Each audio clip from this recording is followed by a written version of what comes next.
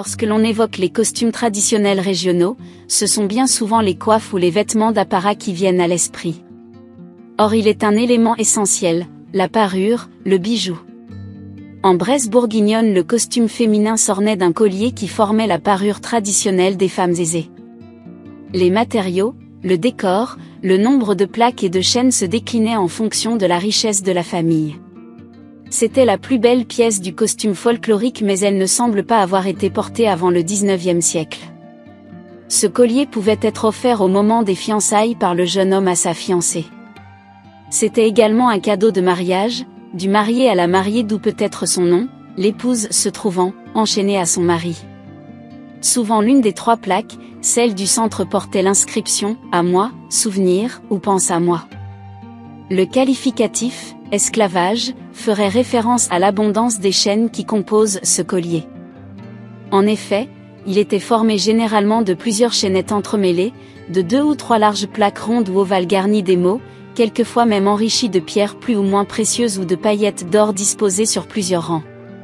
Ces plaques pouvaient avoir la forme de cœur, de croix latine, de décor floral, à gouttes d'eau, etc. Les 2 plaques latérales étaient souvent reliées au fermoir par un nombre inférieur à celui qui relie les plaques entre elles. Le nombre de chaînes pouvait augmenter avec le temps, anniversaire de mariage, naissance. Une croix pendentif était aussi donnée lors d'une communion.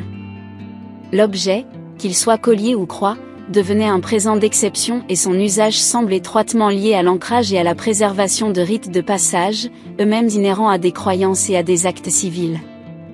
Les broches étaient très portées en Bresse, en forme de cœur, d'étoile, à pendeloque. Une des variantes était l'épingletot, une broche longue servant à épingler la bavette du tablier. Des recherches ont été effectuées auprès de groupes folkloriques, Tournus, Louan, Charolles, Mâcon et Bourg. Voici ce que rapporte René Pichet, auteur de ces recherches. Les archives restent discrètes au fil des siècles, tant sur la fabrication des pièces d'orfèvrerie que sur celle des bijoux rarement mentionnés. Ceux-ci échappent aux inventaires après décès. Sous l'Ancien Régime et au cours des 18 et 19e siècles, les bijoux étaient une affaire de famille. Ils se donnaient de la main à la main, pas besoin de notaire. Porté par les paysannes bressanes lors des fêtes familiales ou villageoises, il n'est pas exclu qu'il fût aussi porté par les riches citadines du XIXe siècle.